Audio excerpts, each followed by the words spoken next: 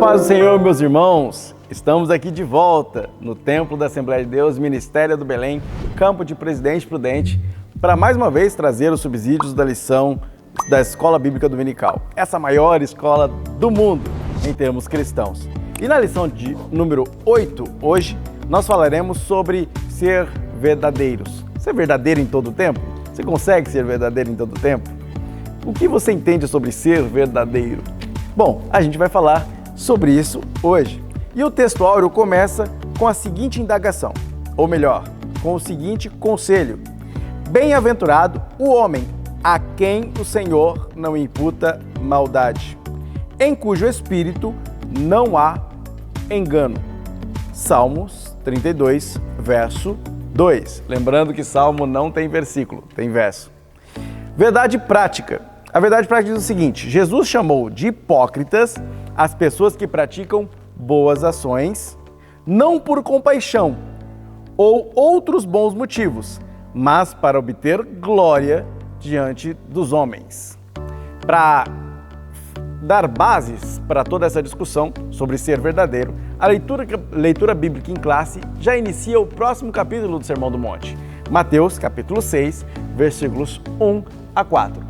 E para já iniciar este importante tema, trago a vocês o nosso sempre amigo, conselheiro, pastor e tantos outros adjetivos bons, Diego Fonseca. Fala aí, Diego. Olá, queridos pais do Senhor Jesus. Lição de número 8, nós vamos introduzir e dialogar o ato de dar esmolas e a hipocrisia.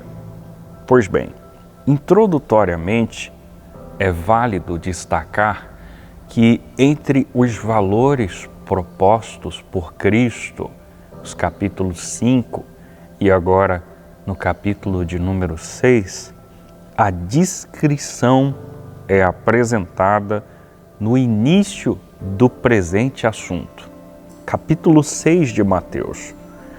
No exercício das nossas ou das beatitudes, por assim dizer, nossa motivação não deve ser o aplauso dos homens, mas a aprovação de Deus. O primeiro assunto a ser dialogado, como já expressei aos senhores, define o que é um sujeito hipócrita. Pois bem, notem que a definição desse termo é a ideia de um ator que usa máscara, um artista de teatro, falso, astuto, malicioso. O propósito de um hipócrita é ostentar e aparecer externamente. Enquanto o cidadão do reino desenvolve a sua devoção a Deus no secreto, o hipócrita cria meios e situações para que seus feitos sejam vislumbrados e percebidos. Há uma frase atribuída ao teólogo britânico de saudosa memória, Paul Philip Levertov, que ele diz: embora os discípulos devam ser vistos praticando boas obras, eles não devem praticar boas obras com o objetivo de serem vistos. Agora, além dessa definição de hipócrita proposta no item 1 do primeiro assunto de hoje, pastor Osiel dialoga a respeito da justiça pessoal. Esse termo, ele está melhor apresentado em nossa leitura bíblica em classe entre os versos 1 e 2.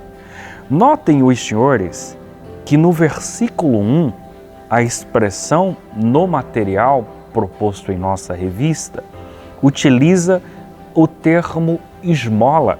Guardai-vos de fazer a vossa esmola diante dos homens. E qual a distinção a ser feita com relação a esse termo?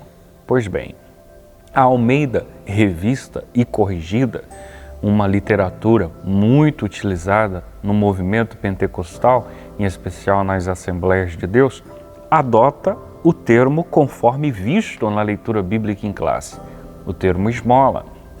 A Almeida Revista Atualizada, ela traz o termo justiça, que no verso 1 melhor se encaixa com aquilo que está sendo proposto. Nesse texto, nessa literatura, ao invés de esmola, o termo diz: guardai-vos de fazer a vossa justiça diante dos homens. Uma vez havendo essa alteração, é possível que entendamos que o Senhor Jesus, nesse caso, não se refira única e exclusivamente ao ato de dar esmolas. Ato este expressado exatamente no verso 2. Mas aqui, no verso 1, há outras ações que precisam ser evitadas de serem feitas diante dos homens, como, por exemplo, a oração, o jejum, além de dar esmolas.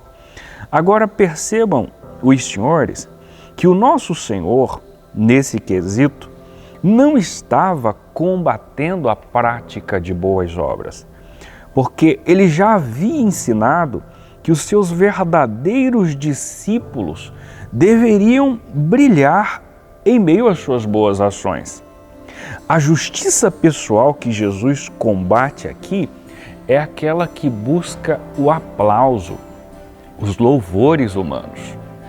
Para ser mais específico, e aí destacando em vias de fato o termo justiça e englobando esses termos, oração, próprio jejum e o ato de dar esmolas, notem os senhores que o Senhor Jesus está solicitando implicitamente que fôssemos discretos, que a discrição fizesse parte das nossas ações e devoções. Não haveria necessidade do contexto externo, da sociedade, perceber essas ações e devoções que nós desenvolvemos. Por exemplo, com relação ao ato de auxiliar, de ajudar ou de dar um auxílio a alguém, o Senhor Jesus está dizendo que nós não precisamos ser percebidos pela sociedade. Em linhas gerais, se você vai entregar uma cesta de alimentos a uma família, com todo o respeito, talvez exista para alguns essa necessidade, mas não haveria, perante esse diálogo proposto por Jesus, a necessidade de você fotografar essa ação, porque isso constrangeria o sujeito que está sendo beneficiado e isto causaria uma comoção social a ponto das pessoas aplaudirem os seus feitos. Uma vez aplaudido pela sua ação, que é generosa, mas talvez com uma motivação inadequada, você já recebeu o seu galardão. É por isso que o fator explícito entre os valores propostos por Cristo na altura do capítulo 6 de Mateus é a discrição. Agora notem também os senhores, ao percebermos esse fato, ainda com relação à justiça pessoal, que lá no versículo 3 do capítulo 5 de Mateus, quando Jesus ainda dialogava sobre as bem-aventuranças, ele destacara sobre a importância do humilde de espírito, do pobre de espírito. Esse sujeito é bem-aventurado, proposto por Jesus. Ou seja, alguém que age dessa forma, sem o intuito de ser visto, é mais do que feliz, é bem-aventurado. Agora, é válido, para fechar esse raciocínio do item 2, do tópico inicial, destacarmos que seremos tentados a exibir a justiça social em nossos atos piedosos. A justiça pessoal, ela nos tentará a exibir as nossas ações piedosas. Por quê? Porque haverá um desejo no coração humano de ser visto naquilo que estamos fazendo. E nesse caso, o Senhor Jesus aqui está nos orientando a não apenas agirmos de maneira certa, mas, sobretudo, a obtermos a motivação correta. Aquilo que você pretende fazer pode ser uma ação legítima, mas a motivação pode estar equivocada. E ambas precisam ser equivalentes, estar alinhadas, tanto a ação quanto a motivação. Para fechar a ideia, Pastor Osiel apresenta as 3 práticas da ética cristã. Os seguidores de Jesus são chamados a dar esmolas, a orar e a jejuar. Apóstolo Tiago falou que a religião verdadeira tem como marca o serviço ao próximo. Capítulo 1, versículo 27. Aliás, é o próprio Tiago que dialoga na sua carta que a fé não seguida de obras é morta. Portanto, é legítimo que um sujeito execute, faça, desenvolva obras. É legítimo, inclusive, irmãos, sejamos outra vez razoáveis, que se você está numa ação social, no meio de uma sociedade, num vulto de pessoas, e percebe que alguém está precisando de um auxílio, de um socorro imediato, sejamos razoáveis. Não é pelo fato de não querer ser visto que você vai negligenciar o pedido de ajuda.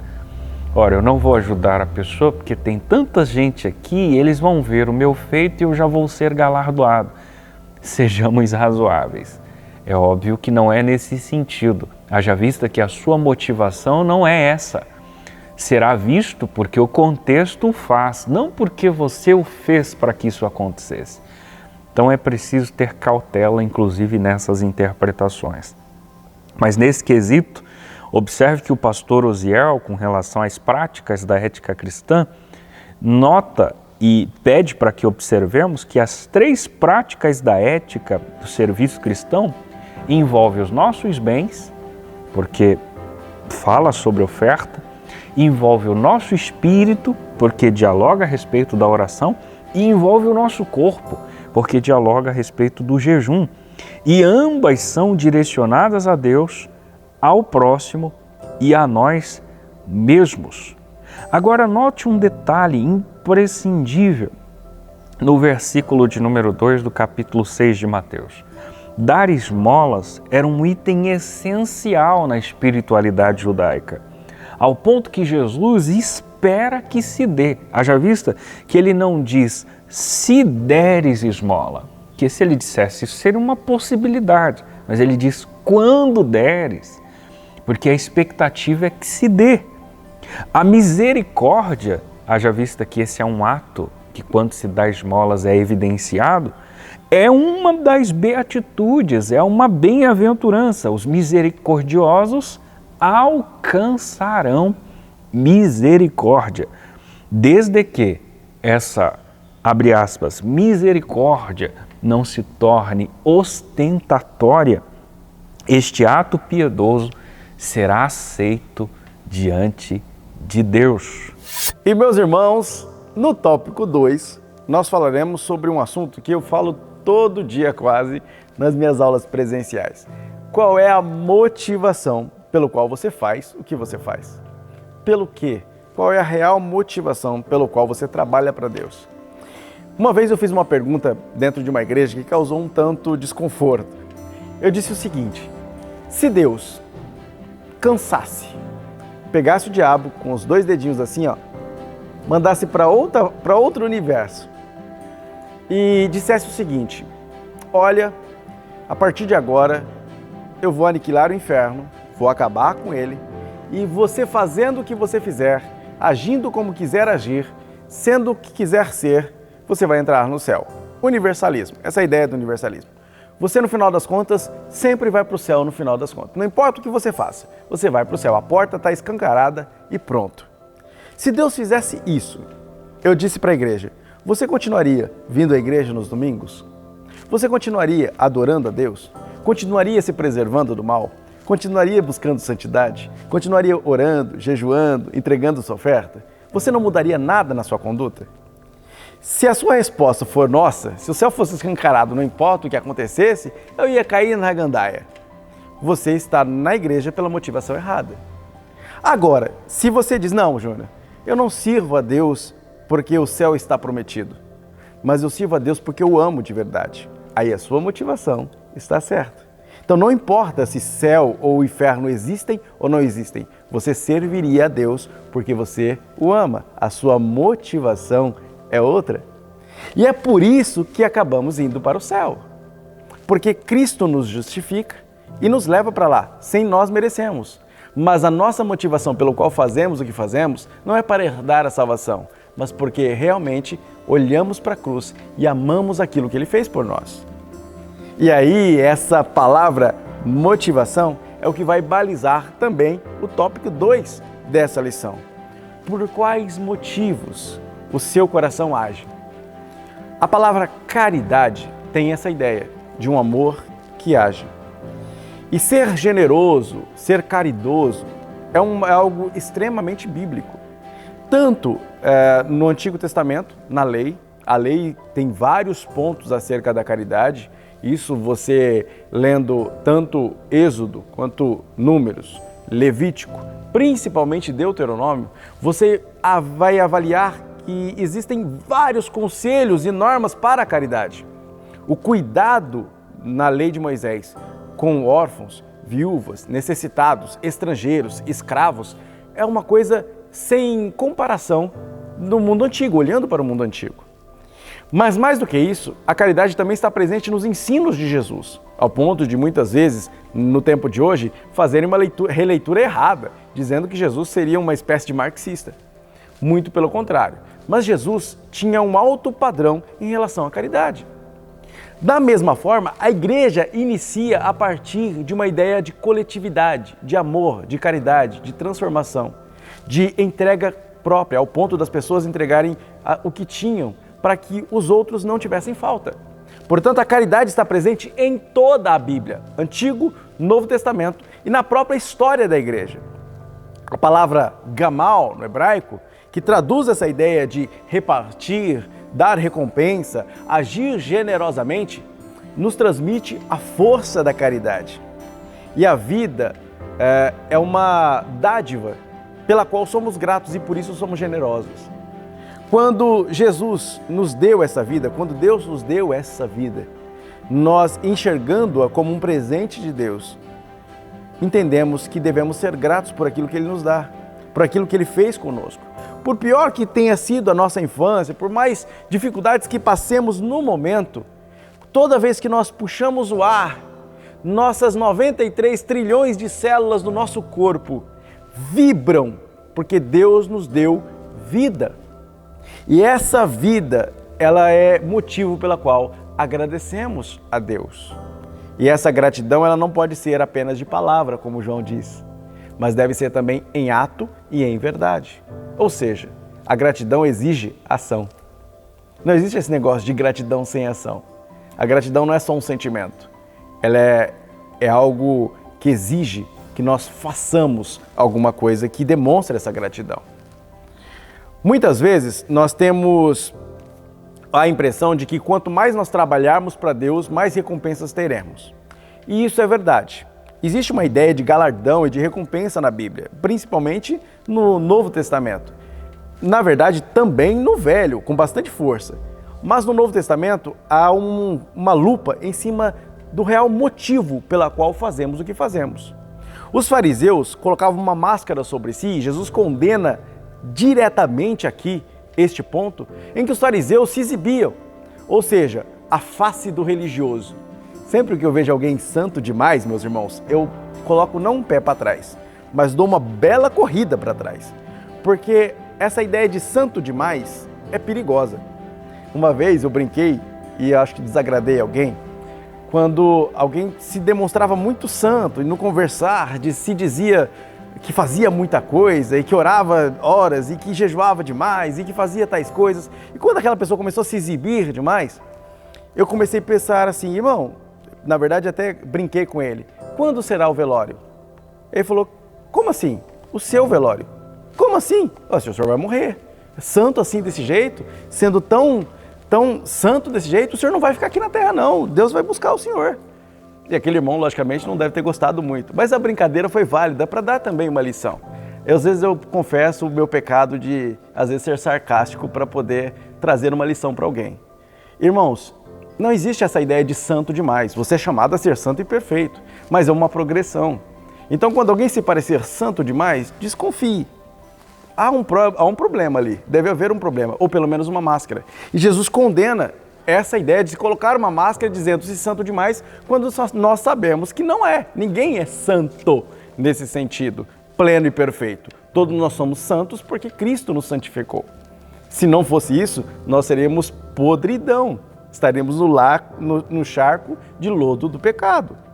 Mas aí, quando nós olhamos para essa santidade a partir do olhar de Cristo, nós vemos que a motivação para sermos santos é a transformação do nosso ser, a imagem de Cristo, como já falamos na lição anterior, e que tem muito reflexo acerca dessa palavra, gratidão. Nós tendemos a pensar que Deus vai nos recompensar pelo que fazemos, mas Deus vai nos recompensar pelo que fazemos de modo sincero. Eu brinco que no grande dia do tribunal, nós carregaremos as nossas obras para sermos pesados na balança de Deus. E aí Jesus traz algumas categorias: obras de ouro, obras de prata, obras de feno, obras de palha. E quando nós chegarmos lá diante do grande tribunal, talvez nós vejamos uma cena como essa que eu vou imaginar com você. Um homem forte, um pastor, eu vou usar a figura do pastor, tá? Porque é mais próximo de nós. Com aquela grande mala de obras, gigantesca, sabe? Quase não está conseguindo carregar, de tão grande que tem. É muita obra na vida. E aí quando chega diante do tribunal de Cristo, o anjo pega aquela obra com os 2 dedinhos assim, vou colocar no fogo da sinceridade. Quando coloca no fogo da sinceridade, sobra uma moedinha. Tó. Esse aqui é o seu galardão, pode entrar. O pastor deve ficar abismado. Mas como? Isso é impossível. Olha com quem que eu estou entrando. E aí fica bravo querendo discutir com o anjo porque que, afinal das contas, aquele saco gigante de obras se tornou uma moedinha. Aí chega aquela irmãzinha, eu fico brincando na sala de aula presencial que é aquela irmãzinha de coque. Mas qualquer irmã, tá? Chega a irmãzinha, um saquinho de obras, aquele monte de oração, 30, 40 anos de oração. E tá ali, pesado. Mas ela ainda consegue carregar. A sua humildade, ela chega diante do anjo e coloca diante do anjo.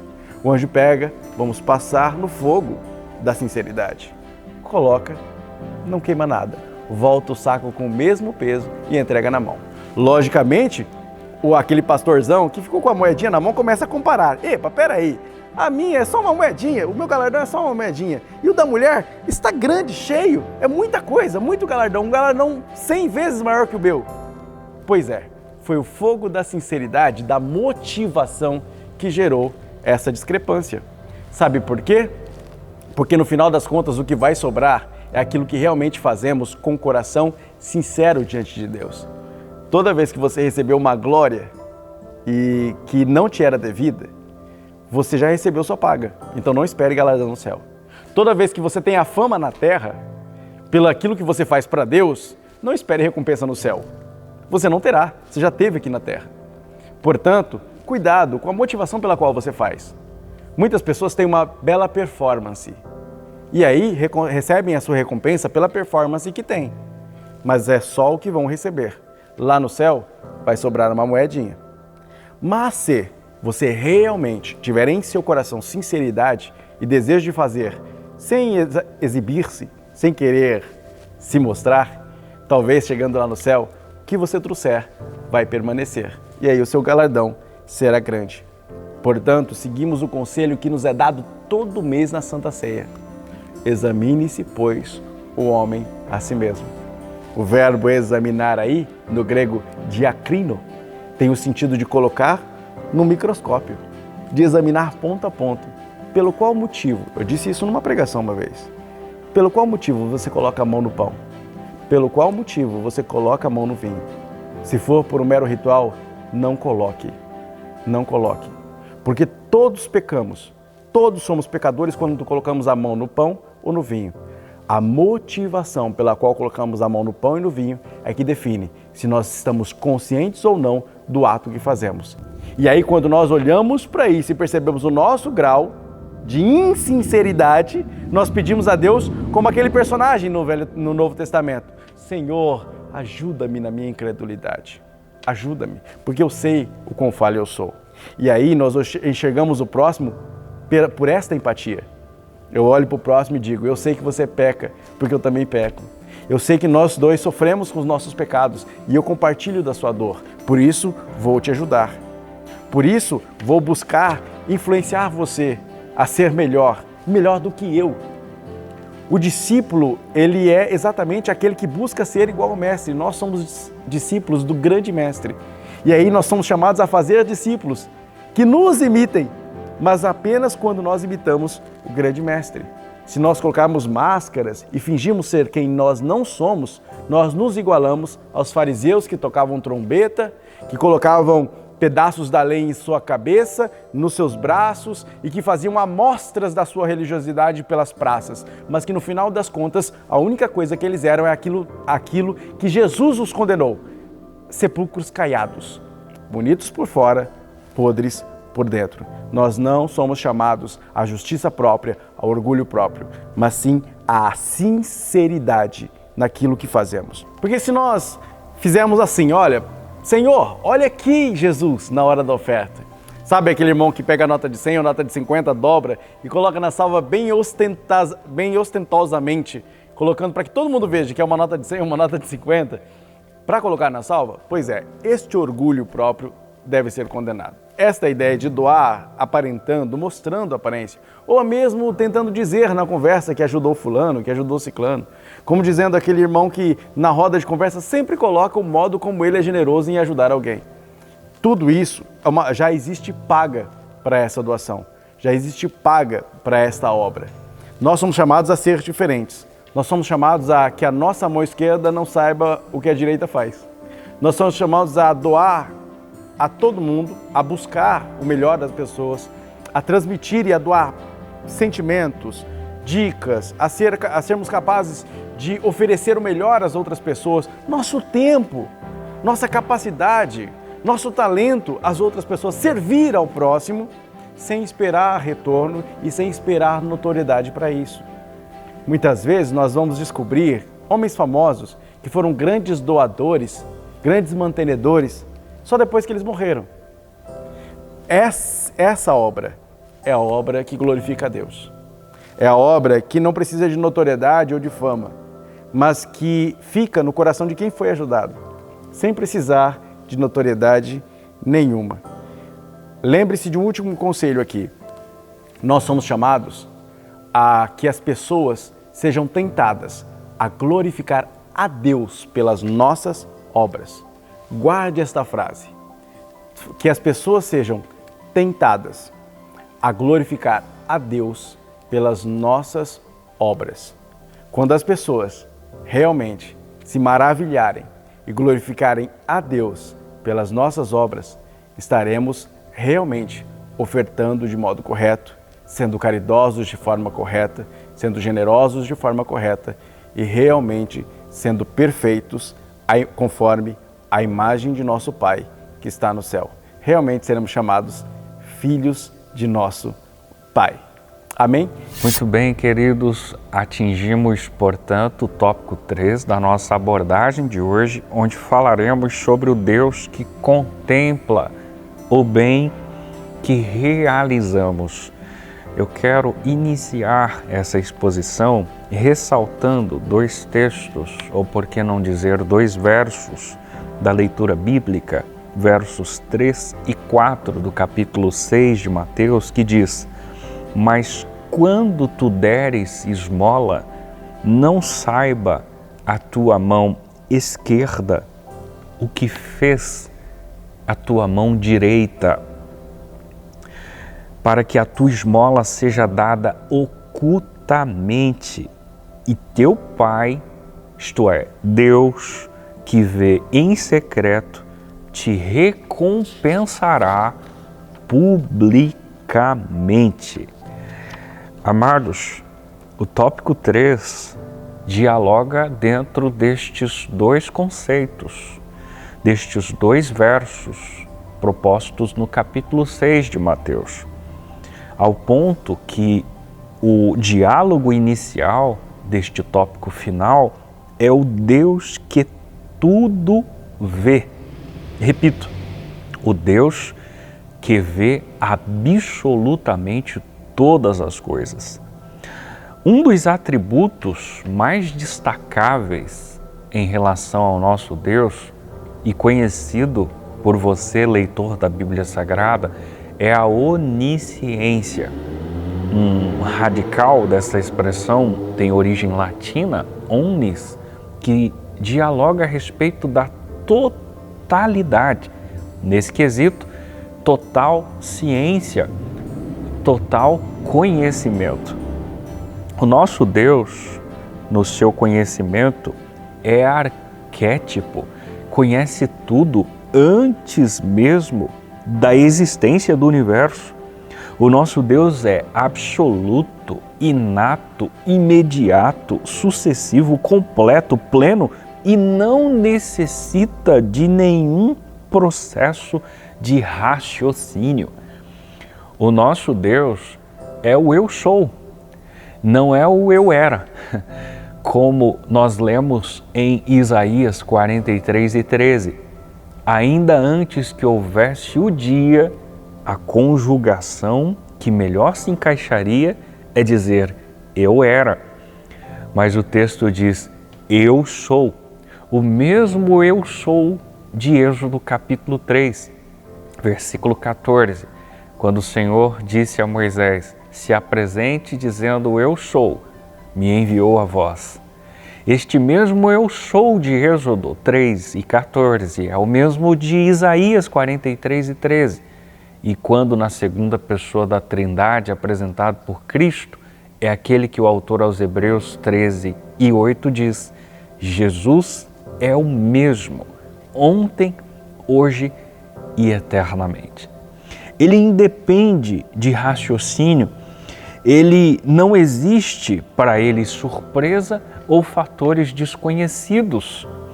Esse Deus é um Deus que no Salmo de número 139 tem a capacidade de perscrutar, de penetrar aonde homem algum pode chegar.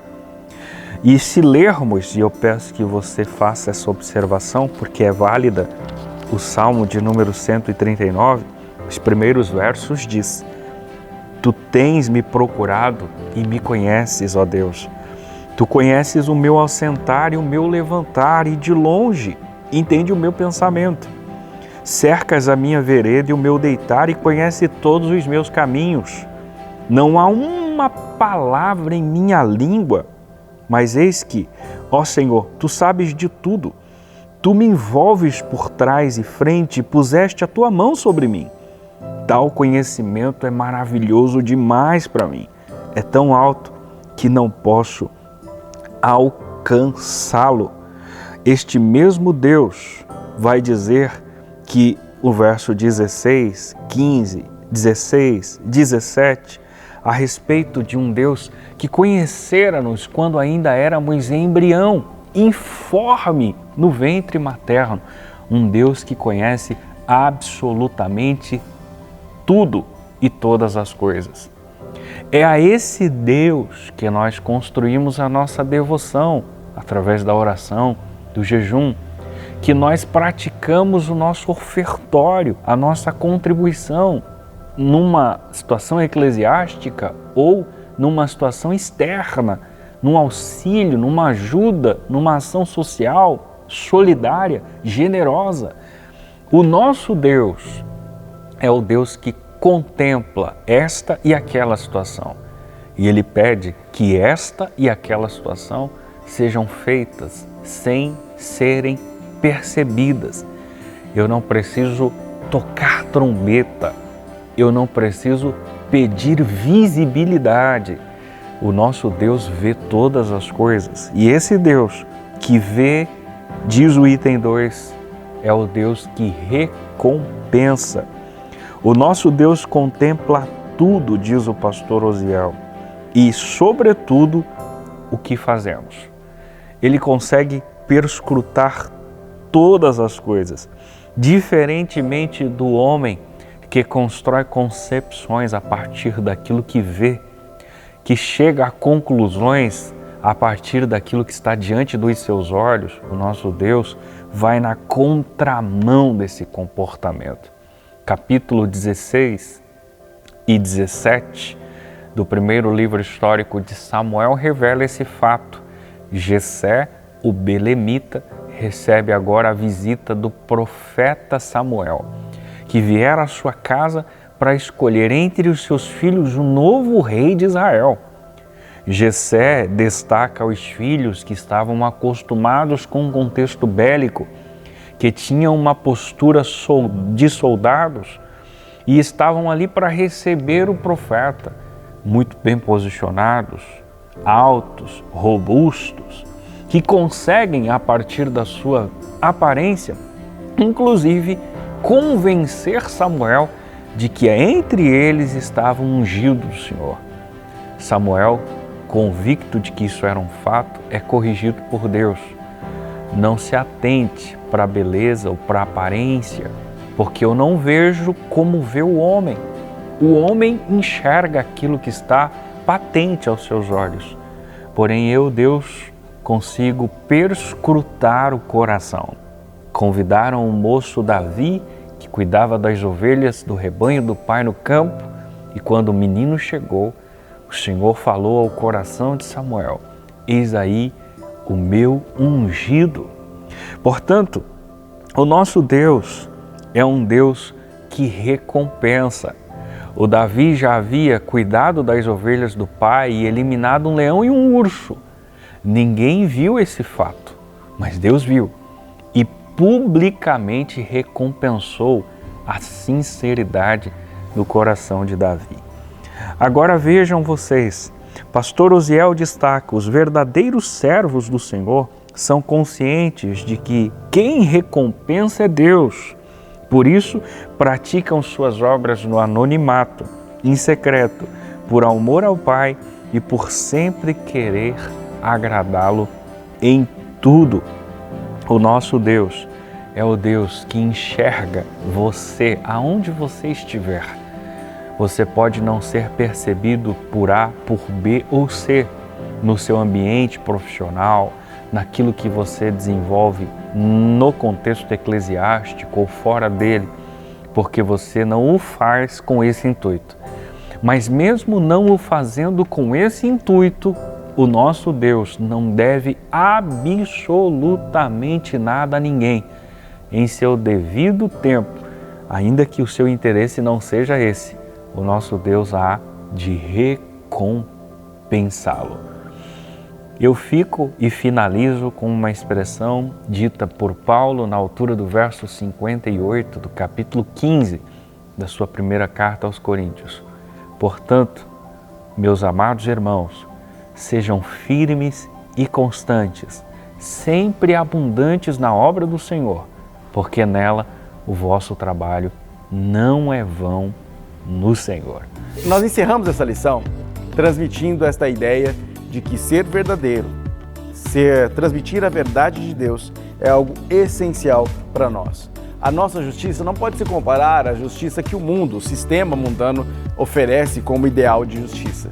Nós devemos ultrapassar isto, ir além, ser capazes de ser verdadeiros com todas as pessoas, amar verdadeiramente, se relacionar verdadeiramente, confiar verdadeiramente, ser amigo de verdade, pastor de verdade, companheiro de verdade. Tudo isso baseado e balizado pela palavra de Deus e pelo grande exemplo, o máximo exemplo, nosso Senhor Jesus. Ele foi verdadeiro conosco, Ele ainda é verdadeiro conosco. Seu Espírito nos transmite a sua verdade. É pelo Espírito de Deus que somos libertos nessa verdade. E por isso devemos permanecer sendo verdadeiros, balizados nessa verdade.